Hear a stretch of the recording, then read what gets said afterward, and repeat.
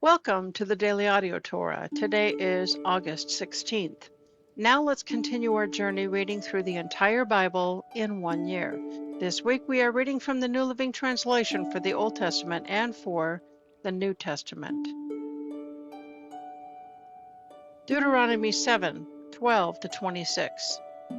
If you listen to these regulations and faithfully obey them, the Lord your God will keep his covenant of unfailing love with you, as he promised with an oath to your ancestors. He will love you and bless you, and he will give you many children. He will give fertility to your land and your animals. When you arrive in the land he swore to give your ancestors, you will have large harvests of grain, new wine, and olive oil, and great herds of cattle, sheep, and goats. You will be blessed above all the nations of the earth. None of your men or women will be childless, and all your livestock will bear young. And the Lord will protect you from all sickness. He will not let you suffer from the terrible diseases you knew in Egypt, but he will inflict them on all your enemies. You must destroy all the nations the Lord your God hands over to you. Show them no mercy and do not worship their gods, or they will trap you. Perhaps you will think to yourselves, how can we ever conquer these nations that are so much more powerful than we are?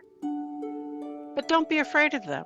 Just remember what the Lord your God did to Pharaoh and to all the land of Egypt. Remember the great terrors the Lord your God sent against them.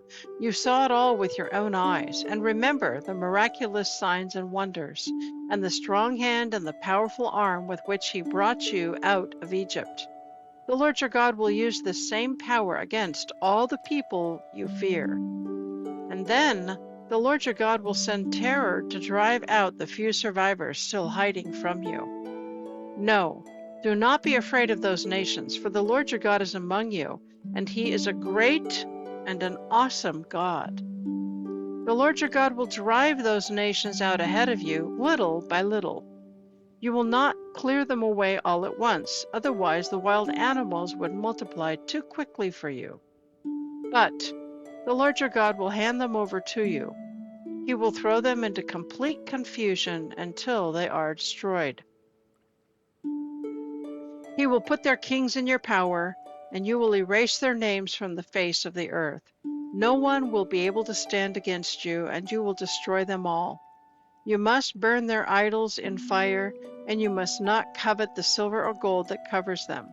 You must not take it, or it will become a trap to you, for it is detestable to the Lord your God. Do not bring any detestable objects into your home, for then you will be destroyed just like them. You must utterly detest such things, for they are set apart for destruction.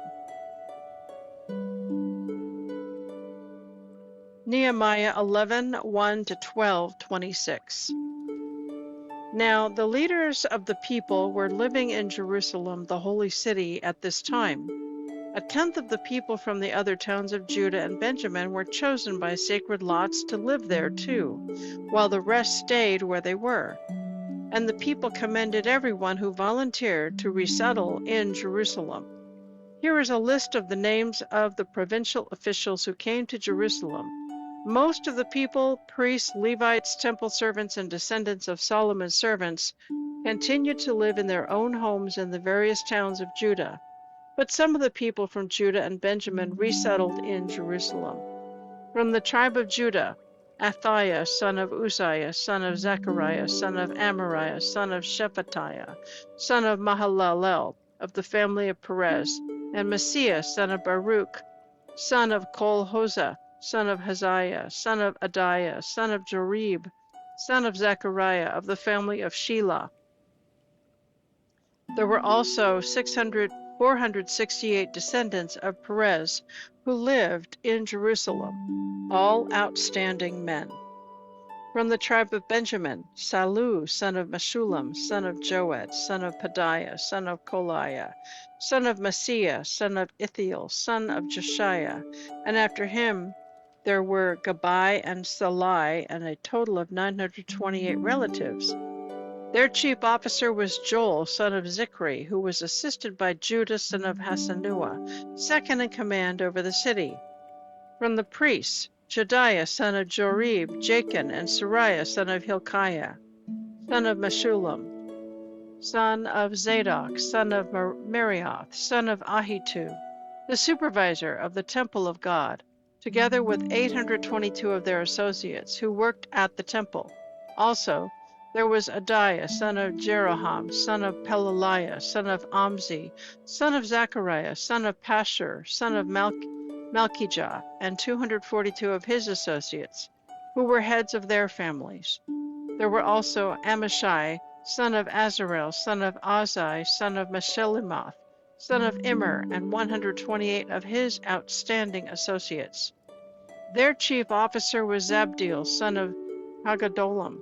From the Levites, Shemaiah, son of Hashub, son of Azrikam, son of Hashabiah, son of Buni, Shabbatai, and Jozabad, who were in charge of the work outside the temple of God. Mattaniah, son of Micah, son of Zabdi, a descendant of Asaph, who opened the thanksgiving services with prayer.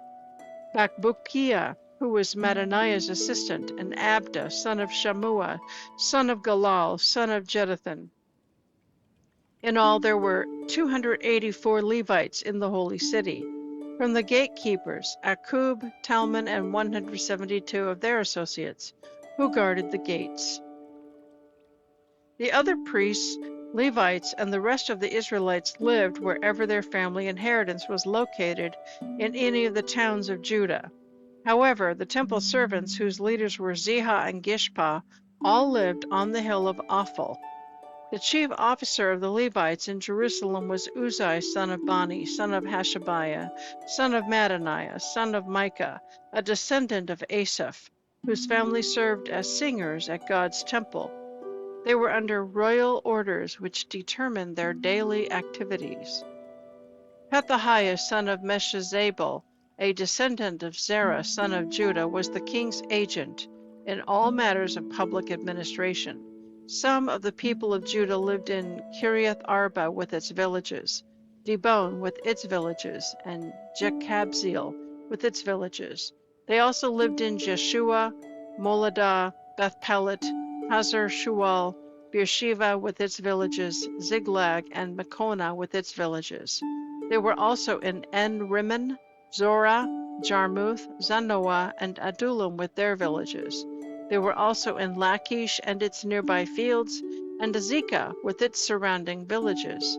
So the people of Judah were living all the way from Beersheba to the valley of Hinnom. Some of the people of Benjamin lived at Geba, Michmash, Ijah, and Bethel with its surrounding villages. They were also in Anathoth, Nob, Ananiah, Hazor, Ramah, Gittaim, Adid, Zebuim, Nabalit, Lod, Ono, and the valley of craftsmen. Some of the Levites who lived in Judah were sent to live with the tribe of Benjamin.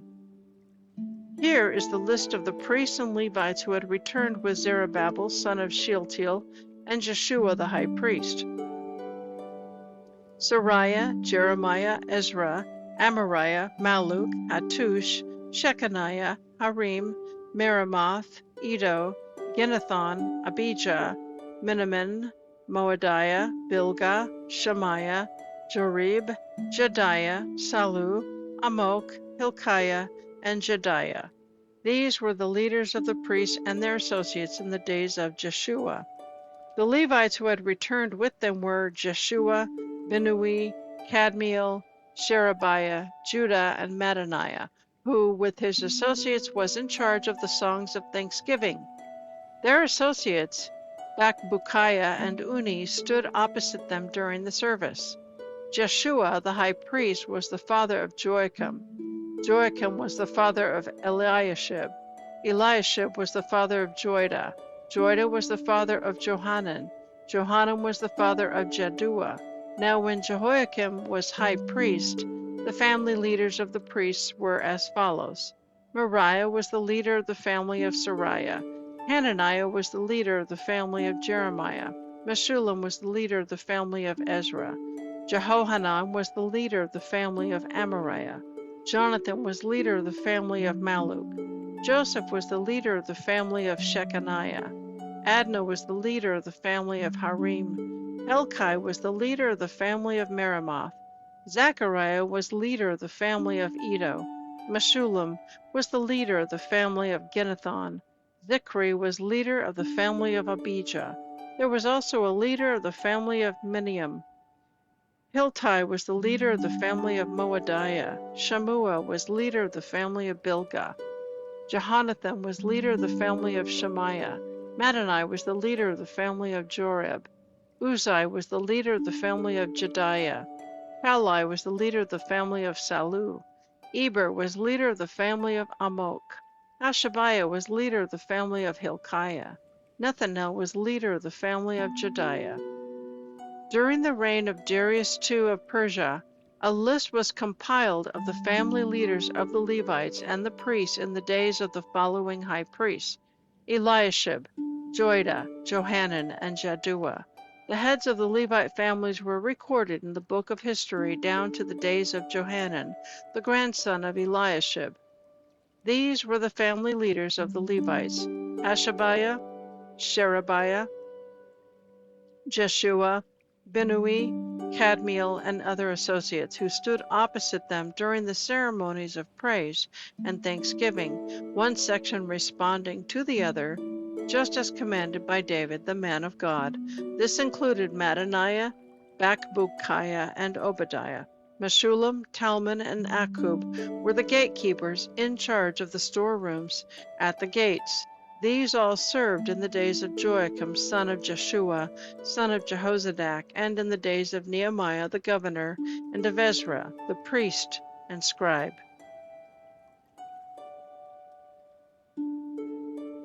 1 Corinthians 10:14-33. So, my dear friends, flee from the worship of idols. You are responsible people. Decide for yourselves if what I am about to say is true. When we bless the cup at the Lord's table, aren't we sharing in the benefits of the blood of Christ? And when we break the loaf of bread, aren't we sharing in the benefits of the body of Christ?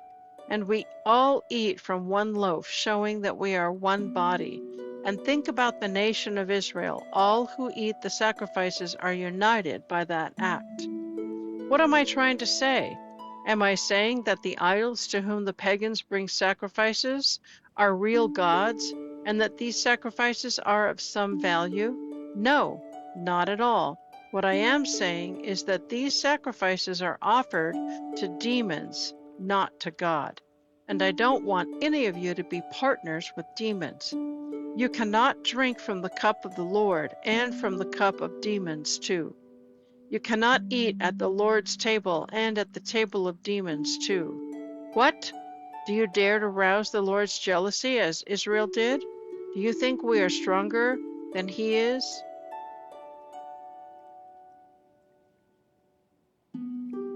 You say, I am allowed to do anything, but not everything is helpful. You say, I am allowed to do anything, but not everything is beneficial.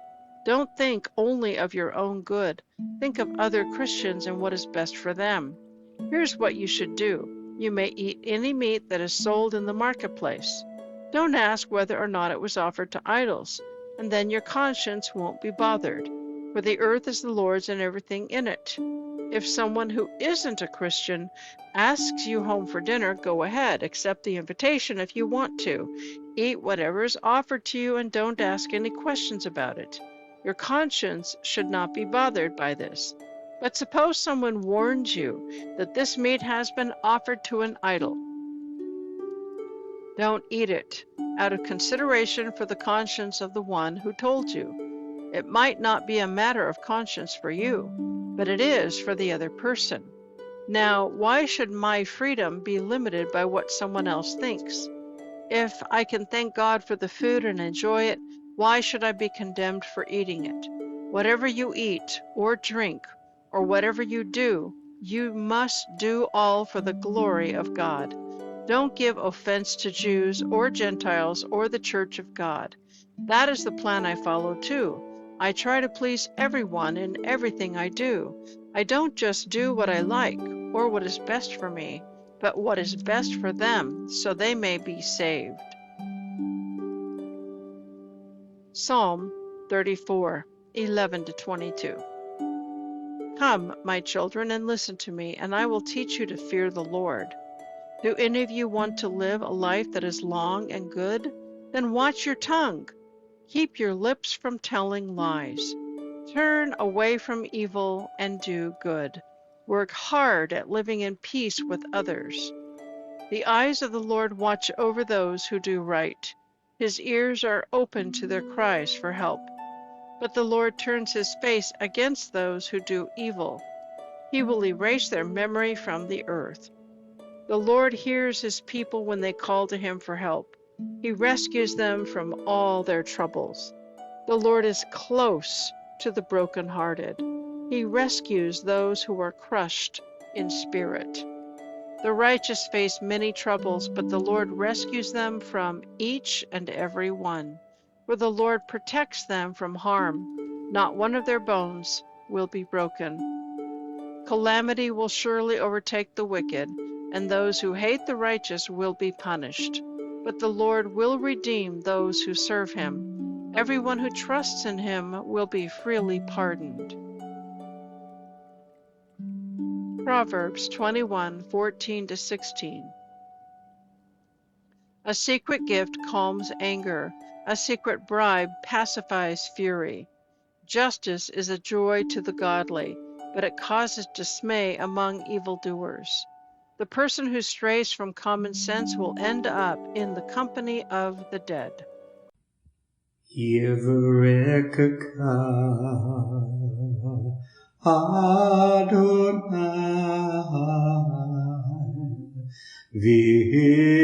Vish Mareka Yair Adonai Panavilaka Vikuneka Isa Adonai Panav Ileka Vayasen Leka Leka Shalom.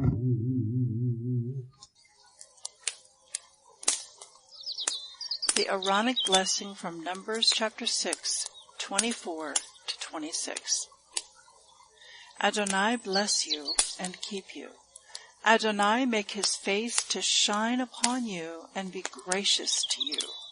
Adonai lift up his countenance upon you and give you peace.